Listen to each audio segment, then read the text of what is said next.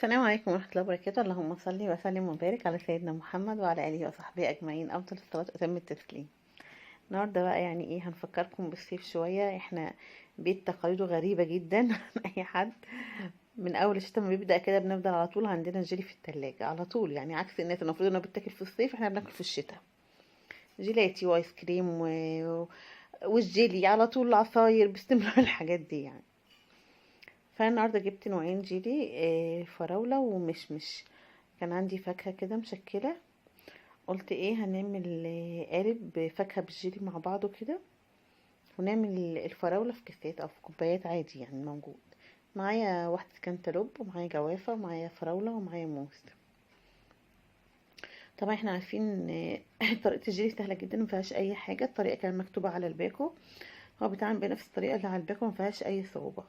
لا بتحطي نشا ولا بتحطي سكر ولا بتحطي اي حاجه. لو حابه تزودي سكر ممكن تحطي سكر، لكن ما تحطلوش اي حاجه تانية، عشان في ناس بتحط جيلاتين غير اللي في الجيلي، عشان بيفك منها. اكيد انت مش بتتبعي الخطوات الصح يعني، بتزودي كميه الميه شويه عن كميه البودره فبيفك منك. في ناس كتير كانت بتقول انها بتحط نشا غريبه، يعني انا على طول بعمله بطريقه الباكو وبينجح. لا بقلل الميه ولا بزودها، هما كوبايتين ميه. الباكو ليه كوبايتين ميه، كوبايه مغليه وكوبايه بارده بعد ما تدوبي فيه مكونات الباكو. تمام كده. قطعنا طبعا الفاكهه مع بعض، غسلتها وكنت مصفيها كويس جدا. هبدا اقطعها مع بعضها كده. هعمل المشمش الاول، عارفين مبحبش احضر مواعين كتير. المشمش طبعا لونه افتح من الفراوله، فهعمل المشمش وبعد كده هعمل الفراوله مكانه. ولعت على الميه طبعا تغلي، على بالي لما كنت بجهز الفاكهه كده متقطعه، يعني كانت المية على البوتاجاز بتغلي وانا بقطع الفاكهة. طبعا تقطعيها بالشكل اللي انت عايزاه، بتحطي الفاكهة اللي عندك. اي فاكهة تانية ممكن تتحط، يعني ممكن خوخ وتفاح واي حاجة، اي موجودة، اي حاجة موجودة عندك في البيت يعني. أنا بالنسبة لولادي يعني بيحبوا دايما في الفراولة، بيحبوا فيها جيل الفراولة، بيحبوا فيه الموز التفاح، الموز بس. غالبا بيبقى الموز بس، ان بيدي طعم احلى كمان. كده خلاص قطعنا الفاكهة بتاعتنا، جهزناها. الموز طبعا مش بيبقى مستحب انك تقطعيه وتركنيه، بتقطعيه دوبك وقتها على طول. انا جهزت بس اللي هو بيتقطع، اللي هو ايه ممكن يستنى فترة ومتقطع.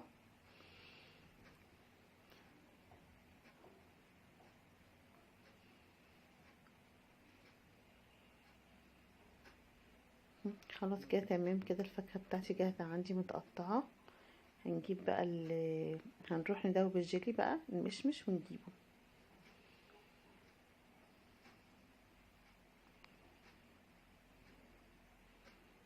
انا كنت جهزته خلاص، انا عاملة بكويين. فحطيت الاول كوبايتين مية، اول ما غلوا رحت نازله عليهم بالباكويين بتوع الجيلي، دوبته كويس وبعدين حطيت كوبايتين ساقعين وبس. هو كده عندي جاهز، ما فيهوش اي تكات تانية ولا افتكاسات ولا اي حاجه تانية. بالنسبه بقى لقالب الجيلي، انا هكتر فيه الفاكهه شويه، لان انا مش هحط له جيلاتين ولا هحط بسكويت ولا هحط اي حاجه تانية فيه، هي فاكهه وجيلي بس.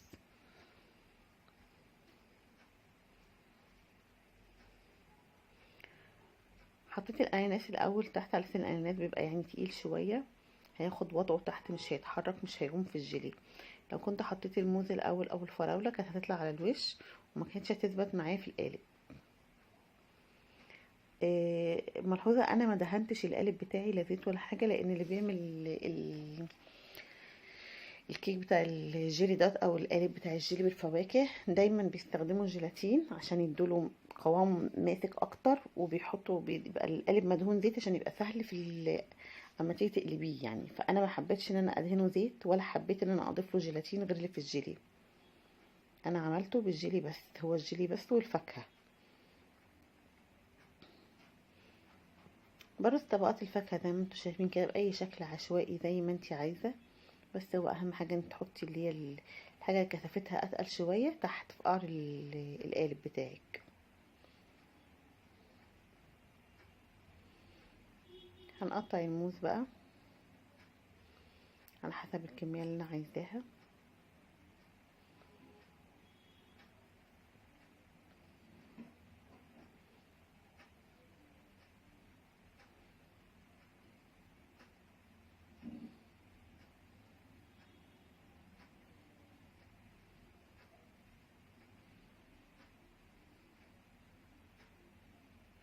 يعني هو كتغيير برضك من تقديم الجيلي يعني ايه بشكل كويس لولادك، غير الاشكال العاديه اللي هم متعودين عليها، بتحبي تعملي ده وبتعملي ده.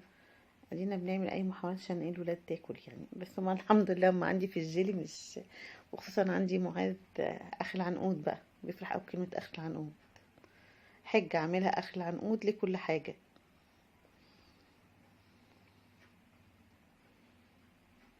ممكن ما ياكلش حاجه خالص طول النهار ويقضيها جيلي بس. خلاص طبينا الجيلي بتاعنا كده فوق الفاكهه. هزود كده الاماكن اللي انا محتاجه ازودها، او اللون اللي انا حابه يظهر بعد ما اقلبه يعني ايه. هحاول اظبط كده، اجيب فراوله على الحرف كده عشان يبقى الالوان كلها ظاهره فيه بعد ما يتقلب بالشكل اللي انتوا شايفينه ده. يعني هو كل الموضوع ما اخدش كام فراولايه على، هي جوافية واحدة ما تكملتش كمان وتقريبا نص كانتالوب و70 موز، ما اخدش كمية فاكهة يعني. الاصناف اللي هي مش بتاخد يعني كمية فاكهة كبيرة دي بتبقى حلوة جدا انك تعمليها. بتقدميها لاي حد من ضيوفك جاي لك، بتقدميها لولادك تفرحيهم بيها يعني. لو برضك لما قلت قبل كده في فيديو كان بيفضل مثلا بواقي فاكهة مش عارفة تراضي كل واحد فيهم، فبتدخلها لهم كلها تشكيلة كده في حاجة معينة. الجيلي طبعا المشمش كان زي ما انتم شايفين كده عامل القالب، وعمل معاه 3 كوبايات طبعا. عشان هو مشمش حبيت ادخل معاه لون تاني، حطيت في الكوبايات الموز ومعاها فراولة. اما الكاسات اللي هيبقى فيها الجيلي بس الفراولة هحط فيها موز بس، يعني هستكفي بالموز بس. للي مش حابب ياكل الفاكهة اللي هي الكوكتيل على بعضها كده، هياخد من اللي هو الجيلي الفراولة اللي بالموز بس. هنا انا كنت حاطه كوبايات طبعا غير الكاسات، بس هو هيفضل كوبايتين فاضيين مش هيتملوا، فانا هاخد الموز اللي فيهم بعد كده هزود بيهم برضه.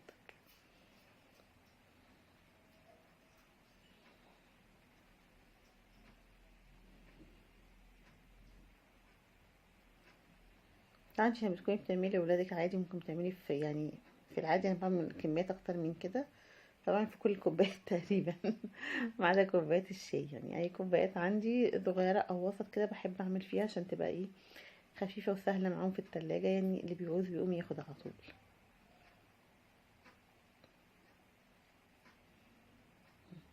يعني طبعا الكوبايتين اللي هم مفضلش لهم جيلي هاخد الموز اللي فيهم اللي كنت مقطعاه وهوزعه على بقية الكاسات. حصلش حاجة يعني، ولا حصل مشكلة ولا اي حاجة. طيب الجيلي ده المفروض يمسك بعد قد ايه؟ الجيلي ده هيدخل التلاجة ما تطلعهوش قبل 4 ساعات على الاقل. قبل 4 ساعات ما تطلعهوش، حتى لو هو مسك هو هيمسك معاكي يعني قبل 4 ساعات. ممكن بعد ساعتين 3 ايه لو التلاجة كويسة معاكي هيمسك، بس يفضل انك تسيبيه 4 ساعات كاملين لو انت هتقلبيه، او لو انت عايزاه ماسك متماسك جامد يعني. كده خلاص بقى انا هاخده ارصه في التلاجة، ونكمل بقى الخطوة تاني يوم معاكم.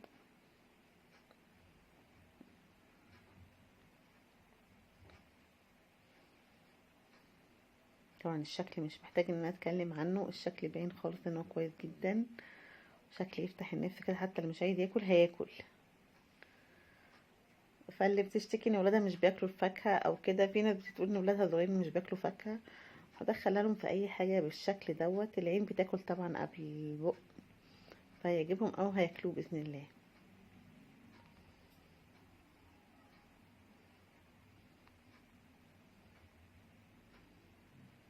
ممكن تكتري مثلا لو انت حابه يستفيدوا من الفاكهه اكتر، ممكن تكتري الفاكهه خالص، يبقى الجيلي حاجه قليله بحيث ان هو يدوق ماسك لك الفاكهه في بعضها.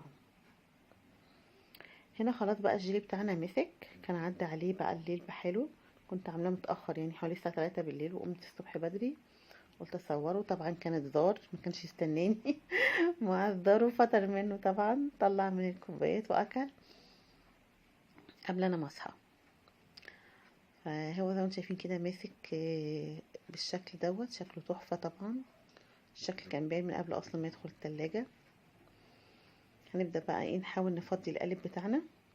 انا هنا كنت جبت طبق ابيض، وبعدين حسيت ان الطبق الابيض مش هيبقى ظريف معاه، قلت جايز ان هو عشان الالوان يليق على اسود اكتر. ومش عارفه الصراحه يعني، ما كنتش موفقه في اختيار الطبق يعني. هنا انا كنت بحاول اعمل عمليه تدفئه للقالب، علشان طبعا انا ما قلت لكم ان انا ما دهنتش زيت وما ضفتش جيلاتين وما حطيتش بسكويت وما حطيتش اي حاجه تمسك القالب بتاعي من جوه.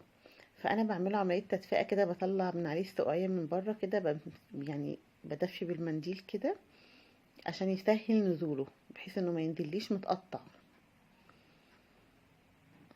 طبعا انا حاسه بيه ان هو يعني لسه ما نزلش.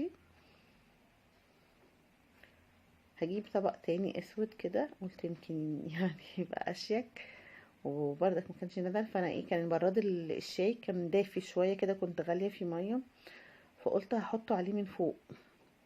حطيته عليه يعني حوالي دقيقه مش اكتر. انا هنا بوريكم، طبعا كنت حاطه بره الفيديو، هوريكم ان انا ايه حطيته كده عليها من فوق كده، سبته دقيقه، بحيث ان الدفيان بتاع البراد هيخلي السقايه تفك شويه، فينزل لي القالب ايه، لانه بدأ يفك من فوق، حس بالدفى. هو نزل كده مش متقطع، الحمد لله نزل مظبوط، متماسك ومظبوط جدا. انا قلت لكم بالامانه، قلت انا فكيته ازاي، يعني هو انا حطيت البراد فوقيه مش اكتر من كده. حبيت الاول اعمله التدفئه بالمنديل كده، فما نفعش، لقيته لسه برضه مش عايز ينزل. فجت في دماغي ان احط البراد وهو سخن عليه من فوق كده. ما كنتش غاليه، البراد كان سخن من قبلها، يعني السخونيه بتاعته كانت سخونيه عاديه، مش سخونيه اللي هو كان بيغلي. طبعا الشكل حلو قوي وشكله يفتح النفس بدون ما احط فيه اي مواد تانية. هو باكو جيلي مع حبة الفاكهة المشكلة، وانتهينا على كده. عطاني في الاخر شكل جميل وشكل شيك و... وبرضك حسيت ان انا مش مرتاحة للطبق، يعني مش عارفة ليه مقلقة من الطبق. دايما في الحاجات التقديم دي بحب ان انا يبقى فيه طبق معين او كده.